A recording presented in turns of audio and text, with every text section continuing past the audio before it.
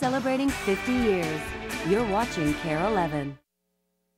Hey, good morning, everybody. I'm Molly McMillan in for Roxanne Battle today. And I'm Brad Woodard in for Pat Evans. Coming up this Friday morning on Kare 11 today, with talk of biological weapons and mysterious viruses in the news, we have a timely discussion with author Madeline Drexler about her new book, Secret Agents. And it is hard to avoid the difficult and sometimes scary images from the war. Dr. David Walsh has expert advice on helping your kids deal with what they see. Also, movie man Jeff Strickler is back from his trip to the Oscars. We'll get his report on the historical event and take a look at the weekend's box office. And looking for a way to soothe your soul this weekend? Yeah, sounds good. A tasty preview of the Body, Mind, and Life Expo. That's all coming up when Kare 11 today starts right now. This is Kare 11 today. Good morning, everyone, and welcome to Kare 11 today on this somewhat snowy Friday morning, the first morning we've been on the air in a while. Yeah, we're back. Thank you for your patience. Of course, we've been trying to keep viewers up to date on what's happening with the situation in Iraq, and we should tell you that we will break in if there are some developments to share with you this morning. But first birthdays are back too, right? That's right. So you should set your VCRs because we know how important that is, that first birthday. You only have one. That's right. And we have a lot of them. I think it's going to take about 30 minutes to get through them all this morning. Yeah, so that's going to be nice to have. How are you doing? I'm doing fine. How about you? I'm doing well. It's been a long time, we said it, since we've been on the air. Pat and Roxanne both have the day off today, and we're happy to be here for them. First time you and I have actually worked together. Yeah, it is. It's been a little while. I hope Pat and Roxanne are inside somewhere, maybe a library, snuggle up to a book and a cup of coffee or tea or something, because that's the kind of day it is, isn't it? I mean, it's kind of, can I say it's yucky out there? Yucky. I don't like it. You shouldn't use that kind of language, miss. It's horrible. It stinks. Well, do you think Jonathan Uhas has some better news for us this morning? I hope so. Poor guy. Everyone always blames the weatherman, don't they? That's right. You know, they were predicting a storm that was going to be a lot worse, but I was surprised to get up this morning and see that it's not so bad. No, so I shouldn't be complaining. Huh? No, you're from Minnesota, for heaven's sake. I know. I should be used to this. But once it's March, you know, on the calendar, in my mind, it's spring. Yes. That's kind of what I think. So. Well, I'm a Southerner, so February means spring to me. Someone once told me when I first started working here not to put any of my winter clothes away until July.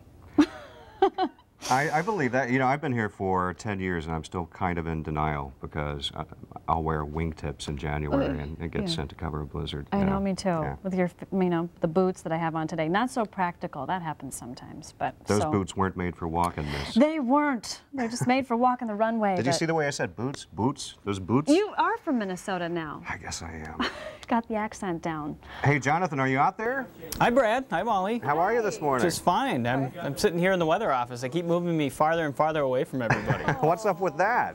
I don't know, but it's nice and cozy back here. It's not because we're mad at you. I didn't think so. Probably has something to do with my smell, but that's a whole nother topic, right? We weren't going to say anything, but it's a good thing you got there. A good thing I got to the punch there. Yeah. Hey, we've had some snow here in the Twin Cities. Now, I heard you two just bantering about it. It was not as big as we expected. Well, here's the deal. In the Twin Cities, it was so warm over the past few days that the ground temperatures have warmed up. So we had 1 to 4 inches of snow, but a lot of it actually melted as it hit the ground, and we did expect that to happen. And the snow that we were calling for yesterday was 4 to 8 inches, and we've had about 1 to 4. So it's been lesser amounts, but because the ground's so warm, the snow has also been melting as it hits the ground. Let's go right to Skyscan 11. There's just one burst of snow left across the South Metro, and this is moving off to the southeast. So within about an hour, this should move down toward Rochester and Winona and start exiting the state. But around the Twin Cities, we don't expect any additional snowfall accumulations. Now, as we go to the regional radar, that cannot be said for northeastern Minnesota and northern Wisconsin. Notice where the snow is just almost sitting stationary right over Duluth. Look at some of these snowfall totals so far since last night. In Duluth, 9 to 12 inches of snow has fallen, and they're expecting 16 to 18 by this evening. Bayfield, Wisconsin, that's near Madeline Island, 15 to 19 inches of snow has so far fallen, and another 3 to 4 inches of snow expected in that area before this is done. Around the Twin Cities, again, 1 to 4 inches, but most of it's melted. 2 to 5 up at Rice Lake, Hinckley 4 inches, and 3 inches up at Brainerd. So here's our forecast today. We don't expect any additional snowfall accumulations here in the metro now at this time. We'll have cloudy skies. The sun may peek out late this afternoon. Temperatures will climb into the upper 30s, and most of the snow that we do have, which is an inch or less on the ground, should melt away by late this afternoon. As we get into this evening, it will be cold. The winds will be gusty too, so bundle up. Brad, if you're going to be downtown Minneapolis or St. Paul running around, there definitely will be a chill in the air, but warmer weather is coming, and I'll tell you about that in the extended outlook coming up around 10:30. Just give me a little hint. How much warmer? Close to 60. Ooh, okay. Well, about 60 on Tuesday. We can deal with that. Thanks a lot, Spring's Jonathan. almost back. We like to hear that. Thank you. Well, up front this morning, a behind-the-scenes look at last Sunday's Academy Awards. The ceremony went off without a hitch, despite all of the last-minute changes due to war. And movie critic Jeff Strickler was there, and he joins us this morning to tell us what it was like, as well as what's opening in theaters this weekend. Good morning to you, sir. Good morning, Brad. Always a pleasure to be here with you. Nice to see you. What a wonderful experience it must have been to be there on the 75th anniversary, although the mood was just very different. You know, it was supposed to be a very festive anniversary. They'd spent a year, literally a year, with events leading up to the 75th Oscars, and then, of course, everything was thrown out the window with the war, and it was almost a little spooky. They had the police. I mean, if you're ever going to rob a bank in L.A., that would have been the time to do it, because they had every police car they could get. I think several that they towed, and they had like a 4-block area around the theater closed off. Snipers on the roofs. They had SWAT teams out, and driving in, it was sort of spooky. And at first I thought, wow, what they're trying to scare away the terrorists. And then I realized, you know what, the terrorists are suicidal, it isn't going to stop them. It was to make the people, the stars, feel more comfortable. You know, just seeing the show of force, I think, was supposed to, it made them feel a little bit more comfortable, but it was still interesting because they would get out of their car and they'd walk across this open air plaza where there were supposed to be people watching them, but they weren't. Right. And they had a TV camera set up there, Brad, and they'd get out and they'd wave to the camera, and then they'd scoot across that plaza. I think they felt like they were in a shooting gallery there. And they would get across it as fast as they could and get inside. A lot of the stars even opted to go through the back entrance. They came in the back door with us, yeah. I mean, they were nervous, and several of them said they were okay once they got inside. Once the show started and the routine started to develop, they were okay, but they admitted that they were nervous on their way into the show. You know, it's interesting because some of the people who were walking in the front entrance, they didn't really seem to know what to do, because ordinarily they're mugging for the cameras, and they just kind of milled around. And that indecision, I mean, right up, we didn't really know till Saturday there was even going to be a show on Sunday. So nobody really knew what was going on, and everybody was just sort of playing it by ear, just sort of muddling through. But once the show started, I thought it worked out fine. All right, well, let's see how your psychic abilities... Except for my picks, yeah. Hey, you got quite a few right, so let's check out some of them. For Best Supporting Actress, you chose Julianne Moore, but, Jeff, it was Catherine Zeta-Jones. Yeah, Brad, big surprise there? Well, if you're going to feel bad about being wrong, this is the time to do it. I was a big fan of Chicago, and Catherine Zeta-Jones, I was glad to see her win. I was playing the odds. Queen Latifah and Catherine Zeta-Jones nominated in the same category. I thought they'd split the Oscar vote. Julianne Moore would move up. Didn't work out. For Best Supporting Actor, however, you chose Chris Cooper, and Chris Cooper won. And deservedly so. Chris was absolutely wonderful in adaptation. Here's a guy, plus the guy, he spent 15 years helping other people, you know, look good. He was owed a chance to have his day in the sun. He was also great in, what was it? Lone Star, he was good in him. Everything he's in, the Kevin Spacey flick, too, Rose. Oh, yeah. American Beauty. Yes, we go. Yeah. Thanks, Christina. Well, I have admired him for years. Yeah. And, you know, he's been on the independent, the small little indie movies, just doing wonderful work. Okay, for Best Actress, you selected Renee Zellweger, but Nicole Kidman won. Was that a surprise? Well, it was to me. I was not a big fan of The Hours, and I thought of the three stories that were in The Hours, Nicole Kidman was probably the weakest of the three. So I had her way down on my list. I missed on that one.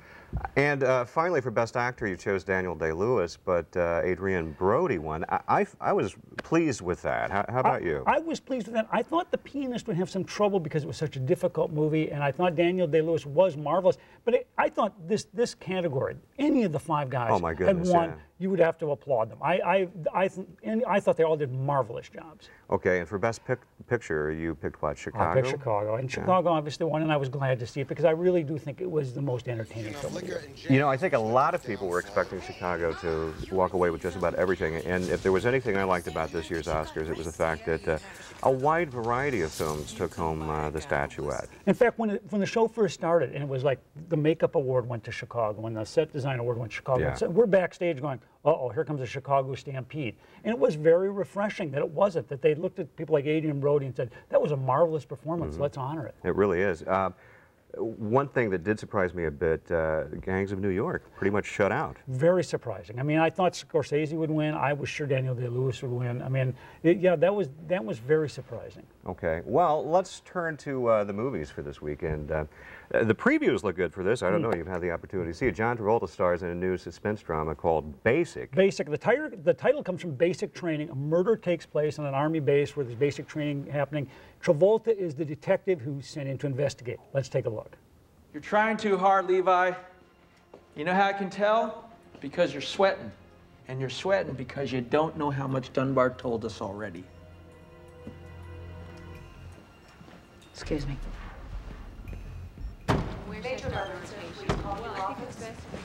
Those were kid gloves? Oh, I thought I did pretty well up to the end there. You know, Brad, I got mad at this film. I like mysteries. I like whodunits where they play fair, where they give you clues and they challenge you to figure it out as it goes on. This movie is intentionally confusing. They're throwing stuff at you just for the purpose of confusing you. I love the cast. There's Samuel L. Jackson right there. Travolta's very good. Connie Nielsen, the woman in this. I thought they do wonderful jobs. I enjoy watching them, but I just got so irritated at this story, which I realized after the fact, 3/4 of it was just thrown in to make things muddle things up, and they didn't really have any purpose in terms of advancing the story or challenging you to play along. So I'm only going to give this 2 stars, 1 for the kids. That's too bad. This is the first pairing of Travolta and Jackson since Pulp Fiction. It right? is, and I thought, you know, and the other, Travolta made a movie called The General's Daughter, and I kept flashing back on right. that too. Yeah, I agree with that. Okay, well, you know, we've been talking about the Oscars, and this next film certainly is a contender, right? Bernie Mac and Chris Rock in Head of State. Well, Chris Rock obviously stars. He wrote it, and he's making his directing debut. It's a comedy. Let's take a look. Who have you guys chosen to run against Lewis? Well, that's exactly what we wanted to talk to you about. We'd like you to run for president.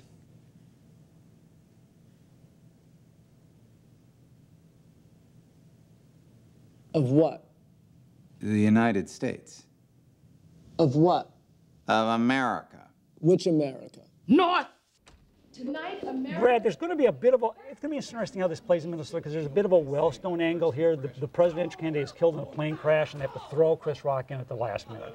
I like Chris Rock. He's got a lot of energy. He's a very bright man. Very bright, and he brings all of that energy to the show. I just think he put on too many hats here. I don't think he could write, direct, and star all at the same time. The show just doesn't hang together very well. Bernie Mac, of course, plays his vice president candidate, and his shtick is that he punches everybody in the gut when he meets them. It's a joke that's funny the first time, grows stale very quickly, but keeps getting repeated over and over and over again.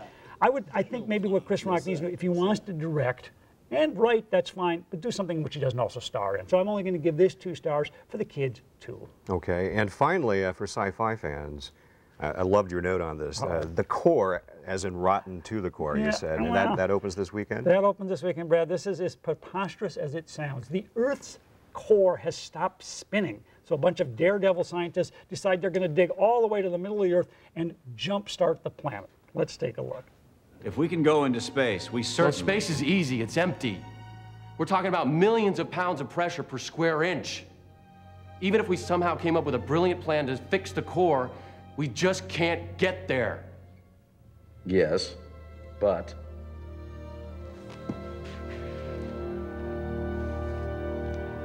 What if we could?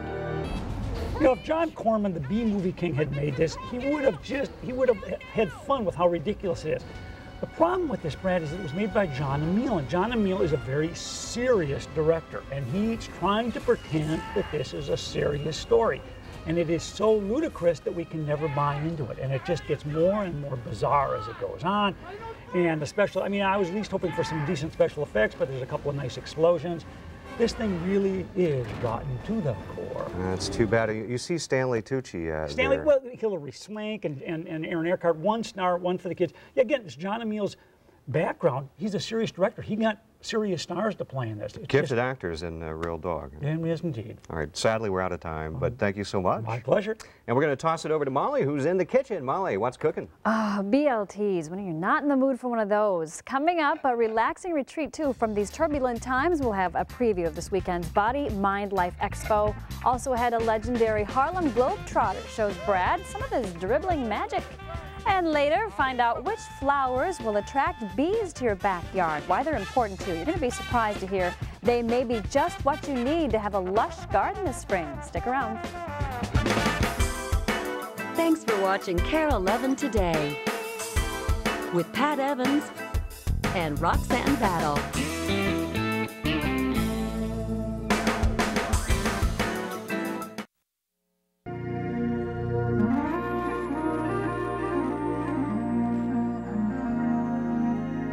Welcome back, everybody. If current events are creating worry and stress in your life, you're not alone. There are ways, however, though, to manage and bring more balance to your daily routine. So this weekend, the Body, Mind, Life Expo will offer a number of ways to help all of us better cope. Rick Martinek and the bread guy, Adam Lundquist, are here this morning to give us a preview of a couple of things.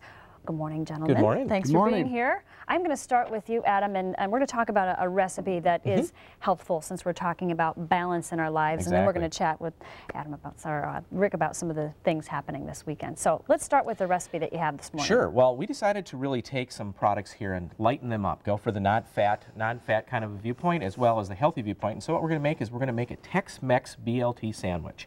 We're going to start first with Panera's tomato basil bread, and I just want you to smell that. We're going to go ahead and toast that, and we'll make some toast out of it. You can just get it's just got an incredible aroma to it, and it actually has a streusel top on it. It's got a little bit of a sweetness to it, which is quite good. And it toasts well. I mean, it's nice soft too, but right. Got to have a toasted BLT. Exactly. Yeah, you can do it both ways, but the toast is always nicer. So what we're going to do is we're going to start out with just some basic fat-free mayonnaise. We're going to add just a pinch of chili powder in there, and then we're going to take a little bit of, this is actually a red red jalapeno, rather than a green one. Correct. Rick, do you like BLTs? I'm going to start eating some stuff. In just a minute. It's tempting, isn't it? Especially, look at these tomatoes. Do they get you in the mood for those homegrown tomatoes or what? Oh, it's, you know, summer is coming. I promise.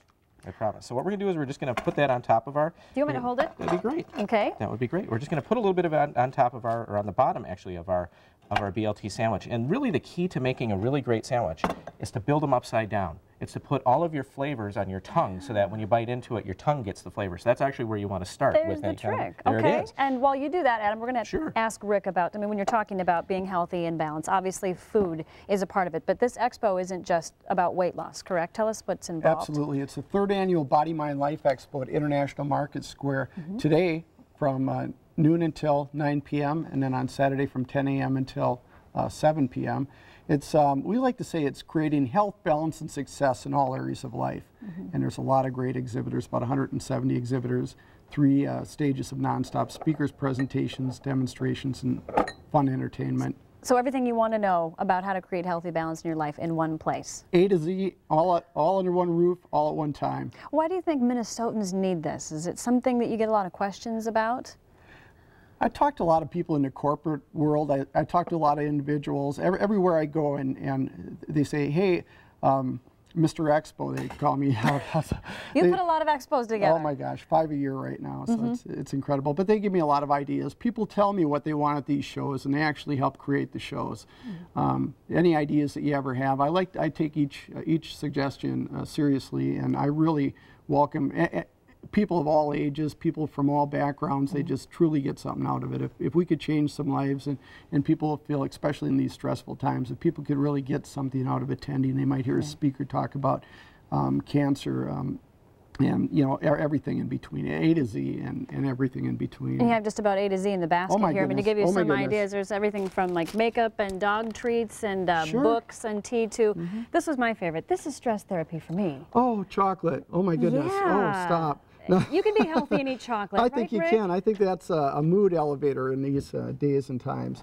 And there's pain relief, different stuff there, and massage tools, and from spiritual health to home health and everything in between. And the beautiful thing about it is that, you know, 170 unique exhibitors, all offering something unique to enhance people's lives, and truly it's a great experience. It's a great idea too. Thanks for telling us about it. And let's see how the sandwich turned out. The sandwich is looking wonderful, and I will be actually at the expo, and I will be doing some cooking classes there, so people can try out the different products that we have there. Okay, let's top it off. We're going to give Brad a bite, see what he thinks. All right. Well, you obviously have to finish up with our bacon. So we've got to have our bacon on there. And the tomato basil bread, which is wonderful. And it's a very big piece, which we like. It's a good-sized sandwich.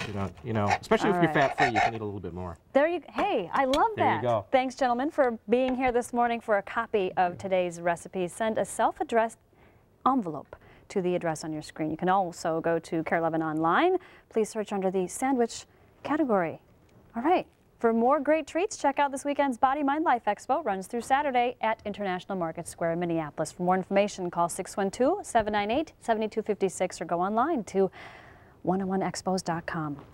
Okay, still to come, we'll learn some fancy moves from a master of the court to Harlem Globetrotters. Hands off, Rick. But first, author Madeline Drexler helps shed some light on infectious disease threats in her book, Secret Agents, when we come back. Taking a bite right now.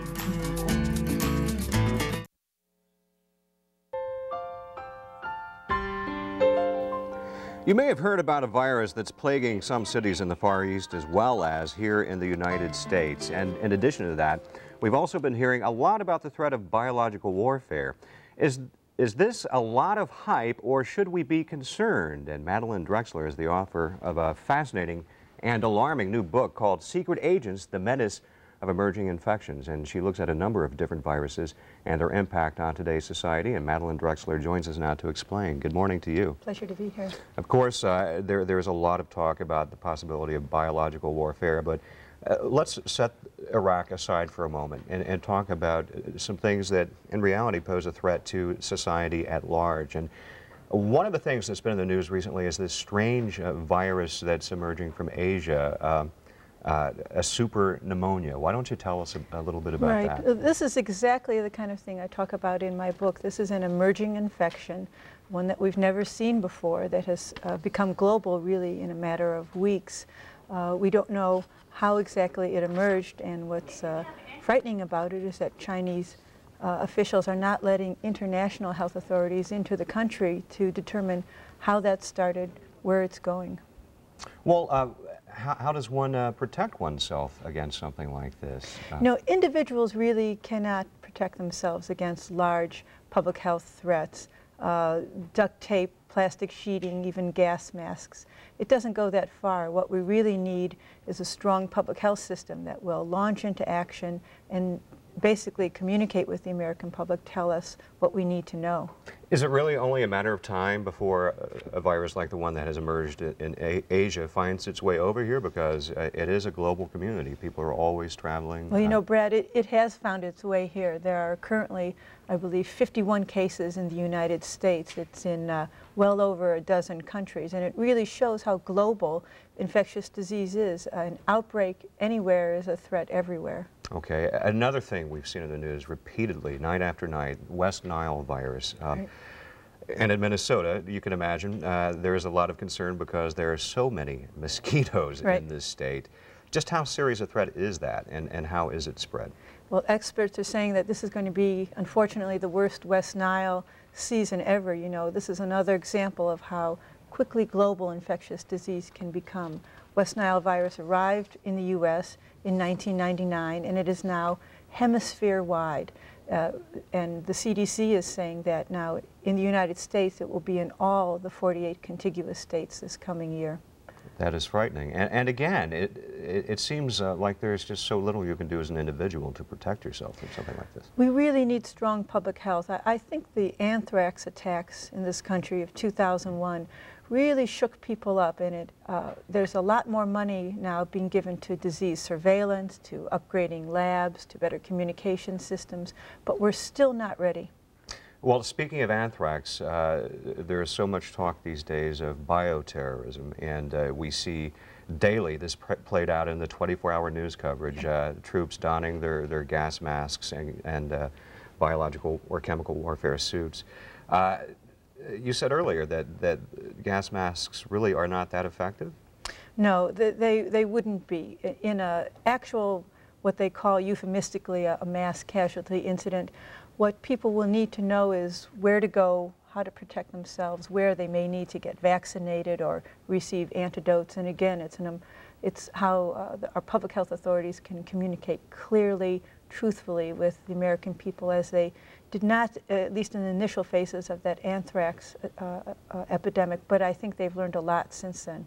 A bit of good news in your book, which is not intended to scare people. Information is power, and it's designed to help them. But after the 9/11 attacks, there was so much talk of how easy it would be to put a terrorist on an airplane infected with smallpox and communicate the disease to others on the plane and disperse it throughout a city or even the nation. It's not that simple, is it? No, they did talk about sort of smallpox martyrs, people infected with this who would go around our cities and infect others. But smallpox actually doesn't spread like wildfire, which is something you hear about. It's not nearly as transmissible as flu virus. However, it is conceivable that a person who is infected could infect others. They are usually too sick to do that. But that's your point. By the time you are actually infectious, you are barely functioning, correct? Right. By the time you're contagious, you yourself are very ill. You're not going to be roaming around. But conceivably, that virus could be aerosolized, and I think that's what a lot of public health authorities fear, and spread over a large area that way. We're running out of time, but this is really on everyone's mind these days with Saddam Hussein. Does he not possess chemical, biological weapons? If he in fact does, it's nothing new. People have been using biological warfare for a long time, haven't they? That's right. Biowarfare is not a new twist. It's been going on really since ancient times. In the old days, armies would infect their enemies by throwing contaminated livestock, say, in wells or reservoirs. But I point out in my book that the heyday of bioterrorism was really in the 20th century when Japan, the Soviet Union, and the United States all had very advanced germ warfare programs. Okay, well, unfortunately, we're going to have to leave it at that. You're getting some rave reviews on the book. It's very well written almost like a novel. I like it. Just reads very easily, and it's hard to put down. Good luck to you. Thanks, Brad. And thank you for being here. Coming up next, actually, Madeline Drexler's book, Secret Agents: The Menace of Emerging Infections, is available in bookstores everywhere. Having trouble talking this morning. Coming up next, how the often frightening images of war on TV may be affecting your kids. We'll talk with media expert Dr. David Walsh about that next. And later, learn why honeybees are vital to a healthy garden. A master beekeeper is here to give us the scoop, so stick around.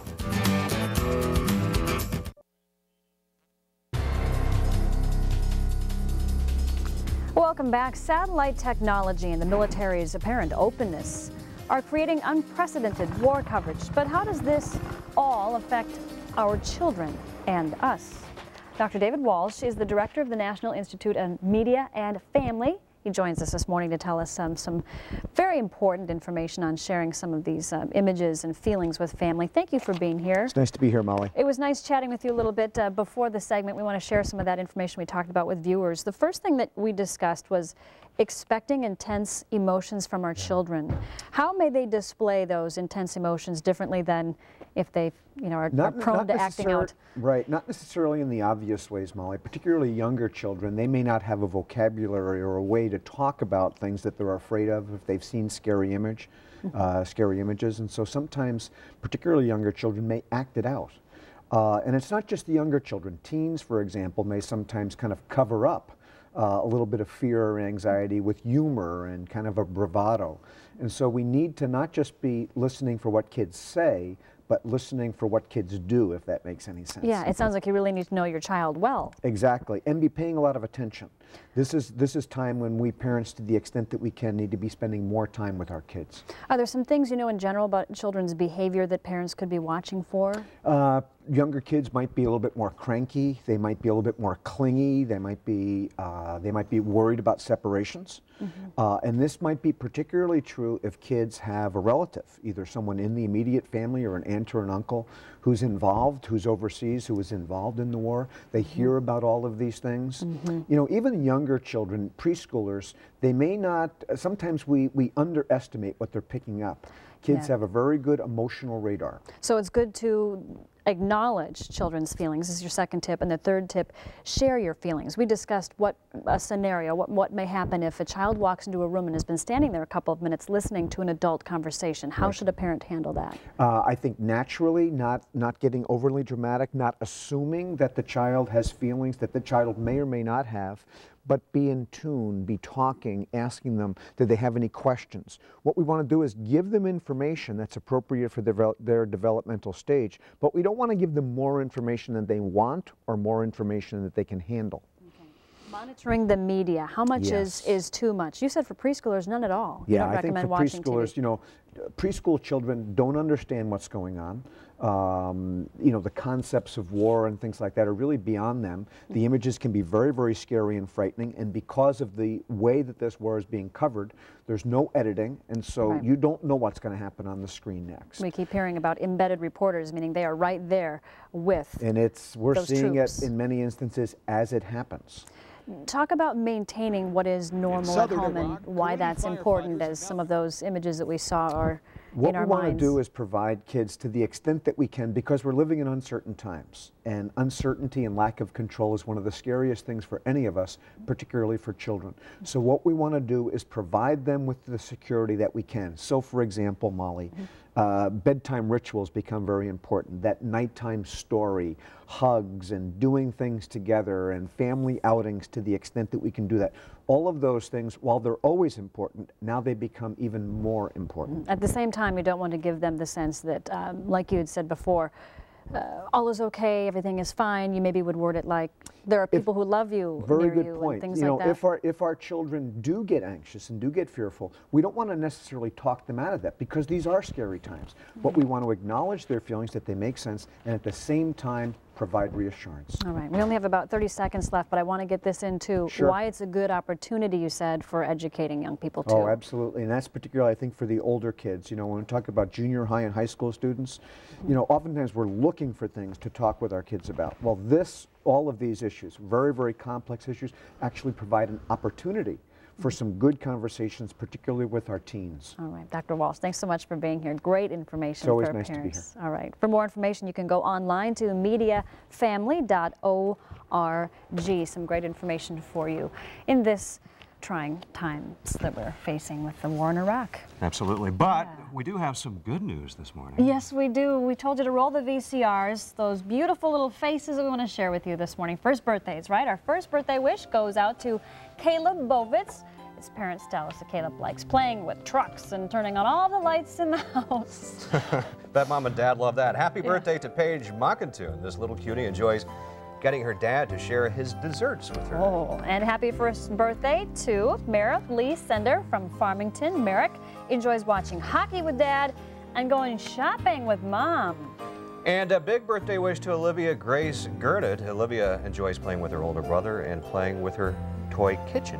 There is more to come here. Happy birthday to Hunter Allen Vickery, who likes to read and help Mom and Dad. And this little cutie is Cameron Elizabeth Martin from St. Paul.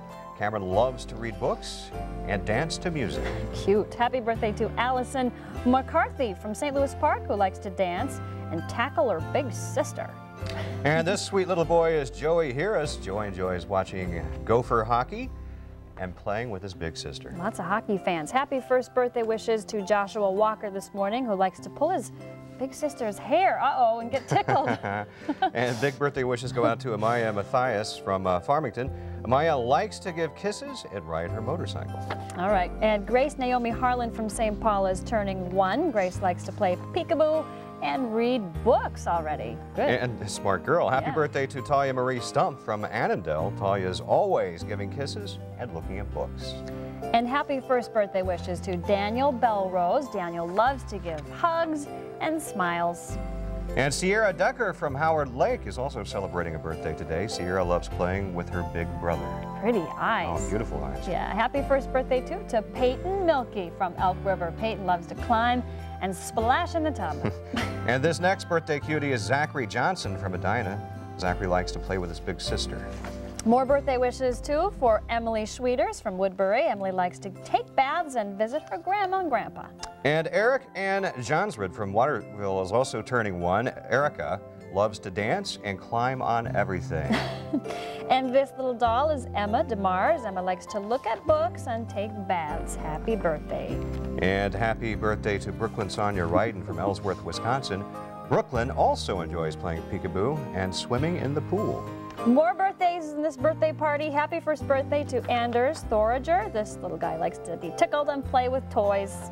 And happy first birthday to Jacob Breitbach from Golden Valley. Jacob loves to play with his big sister and take baths. Rhiannon Pierce from Winnipeg, Manitoba, Canada is also celebrating her birthday. She likes to eat Cheerios and go swimming with Mom. And last but certainly not least, happy birthday to Benjamin Loper from Minneapolis. This little guy likes to look at his picture books and play with his mom and dad. A Kare 11 birthday party this morning. Absolutely. We've been saving him up. Yeah, we have. Don't go away. Some unbelievable facts about our friends, the honeybees. Unbelievable. Yeah, master beekeeper in studio. And up next, a legendary Harlem Globetrotter Lou Dunbar is here in the studio to share some of his dazzling tricks.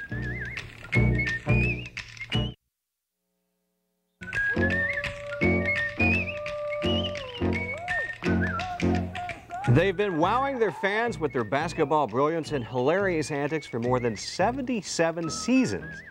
And Globetrotter, help me out there, Lou. Globetrotter legend Sweet Lou Dunbar is celebrating his 25th season with the team, and today he's here to show us some of his famous tricks. Very nice to meet you, sir. It's a pleasure. Actually, I asked that we could be sitting down because you make me look like the short man that I am. Yeah, well, I talked to the producer earlier, and she said, well, Brad, he's about my height. I said, oh, another short one. Brad's a little sensitive about that. Well, first of all, congratulations to the Globetrotters. They're now in the Hall of Fame, right? Basketball Hall of Fame, that's right. September 27, we were inducted for something probably well overdue, but you know, certain things take time. You know, my philosophy, I think anyone the team that wins the NBA championship should have to go on and play the Globetrotters. You think so? Why doesn't it work that way? Well, you know, years ago, it used to happen like that when you guys had the Minneapolis Lakers here back in 48 and 49. We played against those guys, George Mikan, and actually beat them both times. There you go.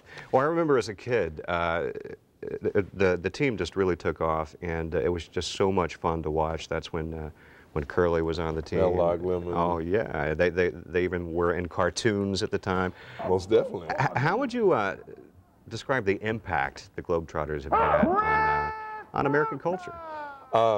I think we broke down a lot of barriers because those guys, some of the guys you mentioned, Mellog Lemon, Curly Neal, Geese, and Marcus Haynes, those guys broke down some of the barriers we had in the South, you know, because you know, I think make life a little bit more pleasant for everybody. In places where people couldn't go years ago, now the Globetrotters are wowing fans all over the place. That was a little Sweet Lou Dunbar action right there. Sweet Lou. Well, speaking of Sweet Lou action, why don't you show us some of your... All right, you ready? Come on, Brad. Get up and handle this thing with me. I know you can do it. All right, here we go. We're going to do a little, I did play basketball. Little ball handler. I'll pass that thing to you. Get ready for it. You ready? Yeah, sure. Okay, here we go. Yeah, there. All right, Brad. Do your thing.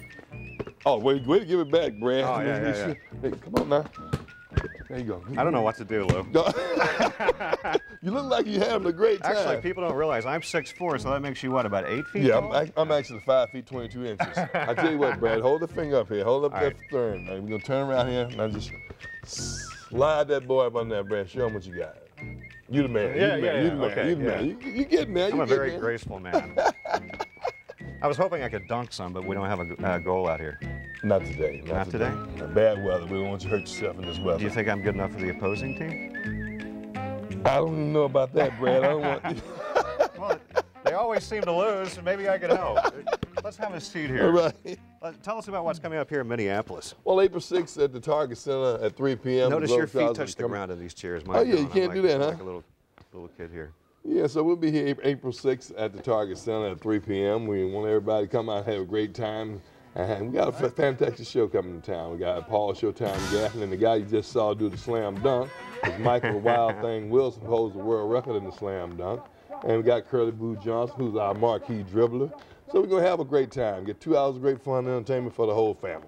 Well, Sweet Lou, it was sweet having you on the show. You really brightened the place up. Oh, thanks a lot. It was a pleasure being here. And we hope everybody gets out and sees the game. If you would like to see the Harlem Globetrotters, they'll be at the Target Center Sunday, April 6th at 3 p.m. And for tickets, you can call 651-989-5151. We're going to have a little one-on-one in the backyard here. Stay tuned, because what's all the buzz this morning about bees? Well, a master beekeeper tells us why they're a gardener's best friend when we come right back. This is Kare 11 Today. Welcome back, everybody. Did you know that bees are responsible for 1/3 of the world's food supply? The fact is, we'd be hard-pressed to grow anything without these little insects. Certified Master Beekeeper Bob Sitko is here to tell us about the fascinating world of beekeeping. Good morning. Good morning. You're a brave man. Thank you. I have to ask, Bob, have you been stung? Of course. Of course. And there's good news, bad news about being stung. What is it? Beekeepers rarely get cancer, and they hardly ever get arthritis. Wow. Because the bee venom makes your body produce natural cortisone, which drives off the effects of arthritis. Wow. That's fascinating. There's something else they do that's helpful for us too, right? Yeah, they pollinate our crops. There you go. Right. And you wanted to start about showing us the pollen here, and this beautiful stargazer lily. It just smells gorgeous. As you can see here, the pollen comes off the stamens, and its job is to get on the sticky pistil. Then it grows down to pollinate the seeds, so the seeds develop fully. And the flowers are kind of intelligent. They have the nectar way down in the flower, so the bees have to come in here and go past the pollen, get it all over their bodies, fly in and out, and as they fly, they come in like a helicopter, and dust is flying all over, and some of it's bound to land there. Wow. Now, they make many visits to flowers, not just one time. So. And what happens if they aren't making as many visits? You brought in some examples, things that we should look for in the grocery store that I never knew. Let's start with the apple. You can actually tell if an apple is lopsided, that it hasn't been, the blossoms weren't visited by bees. You can see the lopsided apple here. It's short on one side and large on the other. If you were to cut this open, there would be 5 cavities in here, and each cavity would have 1 or 2 seeds in it, but the cavities on the short side would be undeveloped or missing or shriveled up because there wasn't enough bee visits to this fruit. So in the store, when you're looking at some of the examples you have here, cucumbers or apples or watermelon, what may you notice about them? Cucumbers, when you see a slim end like this, that's due to incomplete pollination also. They should be full on each side. Does it mean it tastes bad though, Bob? Oh yeah, when you get out to here, it's the tough, tasteless stuff that doesn't agree with you too well. And apples aren't as sweet, or? Apples aren't as sweet on that side, right. Now, the best example, of course, is the watermelon. When you get a watermelon, especially the ones with the big black seeds, the seeds, as they develop, give off a natural hormone that changes the starches into sugars to the surrounding flesh. So they wouldn't be So as all sweet. these white seeds here are undeveloped, and the watermelon will taste like rind in that area. Oh, yuck. So you want to look for watermelons that have lots of black seeds. Right. Okay, and tell us lastly about the flowers. What would you plant to attract bees? We're going to be discussing that at Bachman's tomorrow in Lindale on what you as a gardener, how you can help the bees by planting attractive flowers for the bees that yield nectar. Okay. And we want to get a flower scene that gives you nectar throughout the whole period, which means blossoming all along the summer. So if that's how we help them, how do we not make them mad? Well, they don't get mad. You can come up to a bee and brush it off the flower, and it'll just go to another flower. When do you get stung, though? When you knock on the hive. Oh, well, that's not a smart thing to do then, is it? No, this is defense.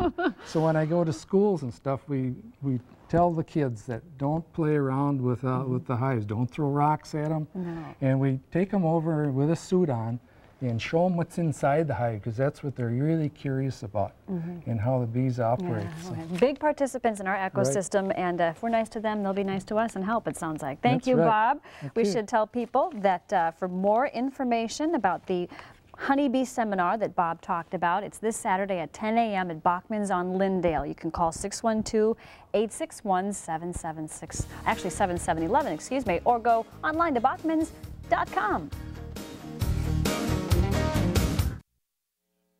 You are so digging me after seeing my basketball moves, aren't you? You were really into it, Brad. I am an athletic man.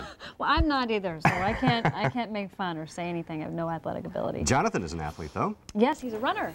Well, yeah, if you can count that as being an athlete. Sure. So, you know, chasing your kids around now, that is athletic. That's the real stuff. All right, let's take a look at our forecast today for the Twin Cities. We're going to have some light snow showers here for the next few hours, but no accumulations expected. High temperatures this afternoon in the upper 30s. Cold this weekend, but much warmer by Monday and Tuesday. Even a chance for a few spring showers and thunderstorms by Monday and Tuesday, but warmer conditions back to spring weather at that time, Molly and Brent. Good running weather. Yeah.